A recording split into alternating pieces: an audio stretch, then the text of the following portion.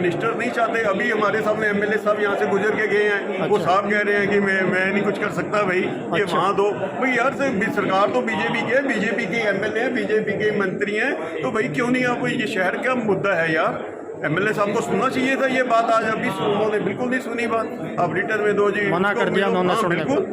क्या तो यही बोल रहे हैं, आपके यहाँ पे हैं पेरेंट्स हैं, उनसे बात कर सकते हैं इस मामले में, आप पूछ सकते हैं उनसे अभी क्या बोल के जा रहे हैं। यही बोल के जा रहे हैं कि हाँ भाई ये उनको दो जी, रिटर्न में दो जी।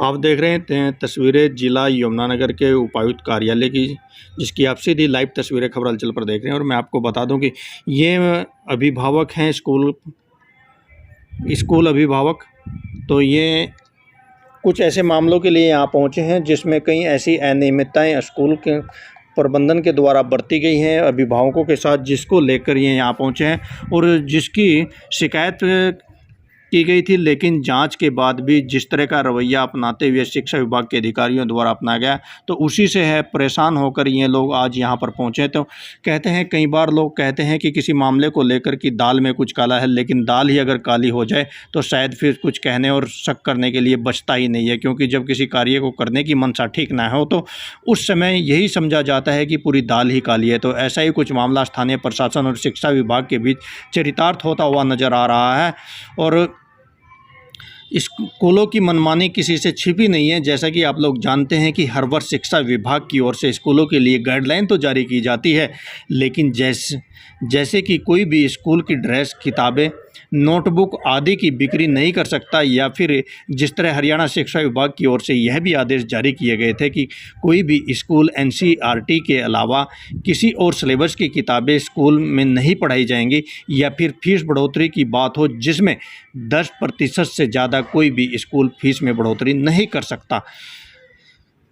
तो लेकिन उक्त इन सभी निर्देशों को हवाई करते हुए, साइडलाइन करते हुए उक्त सभी निर्देशों की अवहेलना अधिकतर स्कूलों के द्वारा की जाती है।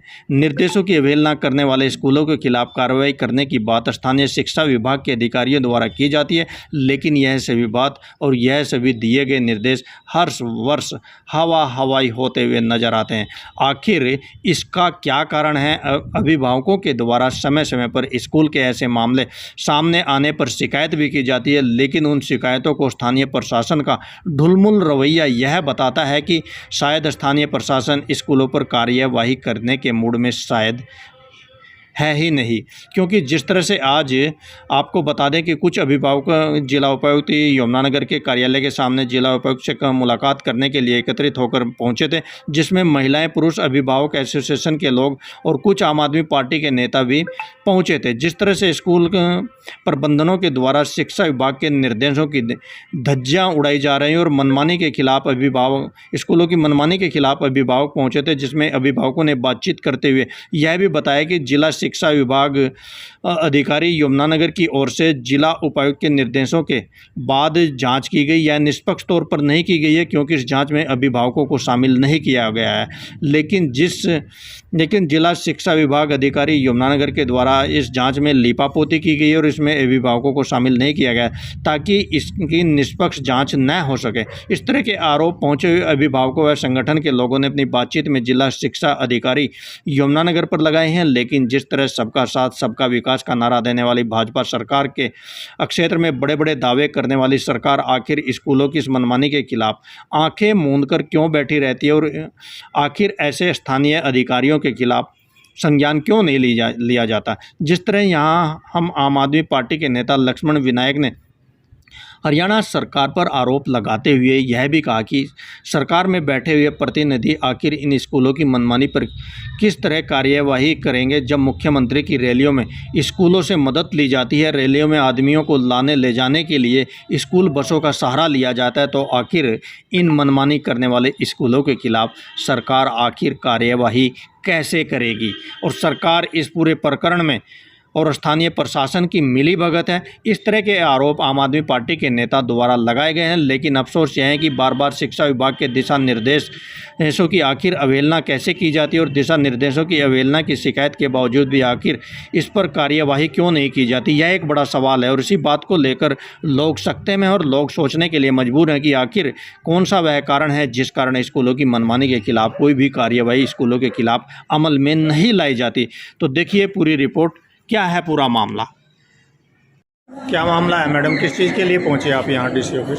सर हम पहुँचे हैं मार्च में, रेणु फुलिया मैम आए थे यहाँ पे और 3 स्कूलों पे इंस्पेक्शन हुई थी, तो उनका ये निकला था, ये ऑर्डर निकाले थे मैम ने भी ये 3 स्कूल एनुअल चार्जेस नहीं ले सकते, जो फॉर्म 6 में फीस है वो ही ले सकते हैं। हमें स्कूल वालों ने ये बोला ठीक है, इन्होंने रिटर्न में भी दे दिया, डीओ से बात हुई, डीओ ने बोला भी स्कूल वालों ने लिखित में दे दिया भी हम एनुअल चार्जेस नहीं ले रहे। हमने कहा ठीक है, हमें रिजल्ट दे दिया गया। अब फीस डिपॉजिट हुई है। कौन से स्कूल का है? Swami Vivekananda public school हुटा। हमने फीस डिपॉजिट पिछले साल का है मैम? पिछले साल की जो एनुअल चार्जेस 1900 रुपये हैं वो हमारी फीस में से कट कर दिए।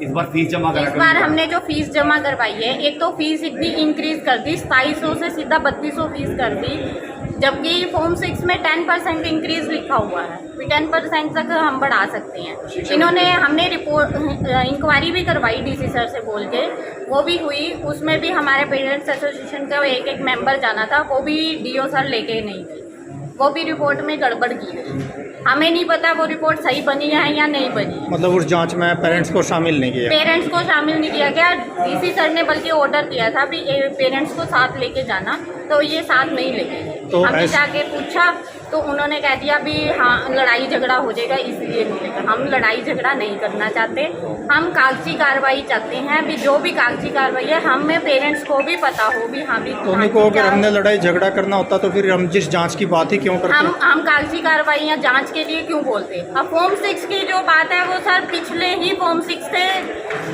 गड़बड़ चल रही है।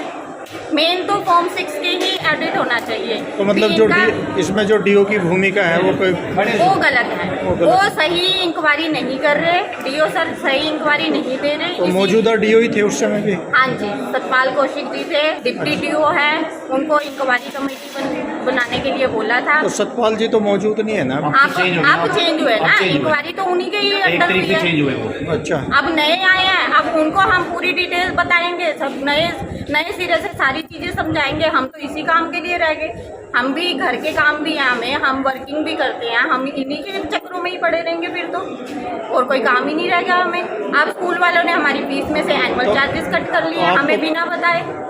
आपको लगता है कि अधिकारियों की नीयत ठीक नहीं है? जांच नहीं ठीक, बिल्कुल ठीक नहीं। हमें स्कूल पे एक्शन चाहिए। ये कहते हैं अभी रूल है, एक बार स्कूल की कंप्लेंट आएगी तो इतना जुर्माना है, दूसरी बार आएगी तो ये रूल्स हैं, उस रूल के अकॉर्डिंग ये तीसरी कंप्लेंट हो गई है तो स्कूल की मान्यता रद्द की जाए ना, फिर क्यों नहीं एक्शन ले रहे? एक्शन लिया जाए। विनायक जी क्या बताएंगे इस स्कूल की जो भूमिका है, जो इसमें डीओ की भूमिका जांच में जो रही, इसके बारे में आपका क्या कहना है? सर मैं तो इतना कहना चाहूँगा कि जो मिली भगती है आज स्कूल्स के एसोसिएशंस और ये मिनिस्टरों के बीच में, सरकार के बीच में, ये अपनी मन मर्जी उनको करने दे रहे हैं। जो फीस बढ़नी चाहिए 5 से 7% के बीच में, वो 20% जो है वो फीस बढ़ा रहे हैं, मतलब एनुअल चार्जेस ले रहे हैं। क्यों? क्योंकि ज़्यादातर जो स्कूल देखने को मिलते हैं इन मिनिस्टरों के ही मिलते हैं। तो इसकी वजह से क्या हो रहा है कि इनकी खुलेआम जो है वो लूट चल रही है। इतनी महंगाई की मार पड़ रही है, ये पेरेंट्स बेचारे कहाँ से फीस दें? इतनी बेताशा फीस की वृद्धि कर रहे हैं। और ये जो आज यमुनानगर में पेरेंट एसोसिएशन आई हुई है, ये बेचारी 2 साल से धक्के खा रही है बार बार। आखिर हार के इन्होंने हमारे से संपर्क किया कि आप मिलें, आप बात रखें, हमारा जो समर्थन करें इस मामले में। तो हम जो है आम आदमी पार्टी के लोग हैं, इनका समर्थन करेंगे और इनके लिए, इनके साथ देने के लिए कंधे से कंधा मिला के चलेंगे। चाहे हमें सड़कों पे भी उतरना पड़े, हम उतरेंगे, क्योंकि हमारे भी बच्चे हैं स्कूल जाने वाले, हमें भी एक सफर होना पड़ रहा है। लेकिन अगर जब सरकार ने नियम बनाया है कि 10% से ज़्यादा फीस नहीं बढ़ाई जा सकती, फिर कैसे बढ़ा दे रहे हैं? बिल्कुल बढ़ा रही है, क्योंकि मिली भगती है ना सर। इन्हीं लोगों से सेटलमेंट्स हैं ऊपर से। आप देखिए इनकी रैलियों में कैसे बसें जाती हैं सर भर भर के, तो इनकी सेटलमेंट्स हैं। मैं तो कहता हूँ ये हिस्से भी इनके जाते हैं ऊपर, इसी वजह से ये सारी प्रॉब्लम आ रही है। जबकि फीस तो बढ़नी चाहिए का ज़्यादा से ज़्यादा 5-7%, 8%, जो भी एक रूल है उसके अकॉर्डिंगली बढ़े। और उसको फीस को भी पेरेंट्स को इंटीमेट होना चाहिए, जितनी फीस बढ़ाएं उसके जो सालाना फीस बढ़नी है उसका इंटीमेशन होनी चाहिए पेरेंट्स को। फॉर्म 6 का जो है वो बोर्ड पे लगने चाहिए कि हम इतनी फीस हम बढ़ा रहे हैं, तो वो नहीं बढ़ा रहे। अभी मुझे पीछे भी अपने जब 2012-13 में भी इनके लिए हम दोनों लड़ते थे, इस तरह के मूवमेंट चलाते थे, तो उसमें इन्होंने क्या किया था कि हाँ भाई बुक्स जो है हम सेल नहीं करेंगे, हम जो है वो बाहर से किताबें ले सकते हैं पेरेंट्स। अब पता चल रहा है कुछ साल रुका ये काम, अब पता चल रहा है फिर वही हो रहा है। कापियाँ स्कूल नहीं बेच सकते थे, अब फिर पता चल रहा है कि कापियाँ बेच रहे हैं, वर्दियाँ अपने मनपसंद की दुकानों से दिलवा रहे हैं। तो ये सरासर जो है बेइंसाफ़ी है पेरेंट्स के साथ, जो बेचारे अब इतनी महंगाई की मार झेलें कि ये स्कूलों की फीसों की मार झेलें। तो ये बहुत नाइंसाफ़ी है। हम चाहेंगे कि जो कायदे कानून हैं, जो सरकार के नियम फिक्स हो रखे हैं, उसके अनुसार फीस बढ़ाएं और एनुअल चार्जेस खत्म करें। मतलब आपका कहना है कि जो शिक्षा विभाग की ओर से स्कूलों को जो आदेश जारी किए जाते हैं लेकिन उनकी पालना नहीं कराई जा रही, बिल्कुल पालना नहीं हो रही। बिल्कुल हम चाहते हैं कि पालना ना कराने के दिल्ली की तर्ज पे ऑडिट हो इन स्कूलों का। जिन स्कूलों में अनियमितताएं पाई जाती हैं उनकी मान्यताएं जो हैं वो रद्द हों, ताकि और उसी तरह के हम तो हमारा तो मेन मकसद ही यही है कि दिल्ली की तर्ज पे हमारे गवर्नमेंट स्कूलों को इतना अच्छा कर दिए सरकार कि प्राइवेट स्कूलों में बच्चों को जाने की जरूरत ही ना पड़े और मार ना पड़े पेरेंट्स को फीसों की इतनी या और जो चार्जेस लग रहे हैं उस तरह की मार ना पड़े। दिल्ली की तर्ज पे जो है वो स्कूल करे सरकार, यहाँ पे सरकारी स्कूलों को करे। अगर नहीं तो प्राइवेट स्कूलों को जो ऑडिट है वो हो, जिन स्कूलों में मान्यताएँ उनकी रद्द की जाए जो अनियमितताएँ पेरेंटों के साथ करते हैं। तो ये आज यहाँ जिला उपायुक्त के पास आप पहुँचे, क्या मामला यही है कि पहले ये डीसी साहब बोले होंगे कि हम जो है हम इसमें कमेटी बिठाएंगे, कमेटी में इन लोगों को पेरेंट्स को शामिल नहीं किया गया। फिर इन्होंने बोला कि हम सर्च करेंगे कि हाँ, शामिल ना करने के पीछे मंशा की कोई मंशा लगती है? यही था कि अपने लोग जो हैं इन लोगों के मिनिस्टर नहीं चाहते। अभी हमारे सामने एमएलए साहब यहाँ से गुजर के गए हैं, वो साहब कह रहे हैं कि मैं नहीं कुछ कर सकता भाई, ये वहाँ दो भाई। यार से सरकार तो बीजेपी के, बीजेपी के एमएलए हैं, बीजेपी के मंत्री हैं, तो भाई क्यों नहीं आप, ये शहर का मुद्दा है यार। एमएलए साहब को सुनना चाहिए था ये बात, आज अभी उन्होंने बिल्कुल नहीं सुनी बात। आप रिटर्न में दो जी, मना कर दिया उन्होंने सुनने को। क्या तो यही बोल रहे हैं, आप यहाँ पे हैं पेरेंट्स हैं, उनसे बात कर सकते हैं इस मामले में, आप पूछ सकते हैं उनसे अभी क्या बोल के जा रहे हैं। यही बोल के जा रहे हैं कि हाँ भाई ये उनको दो जी, रिटर्न में दो जी।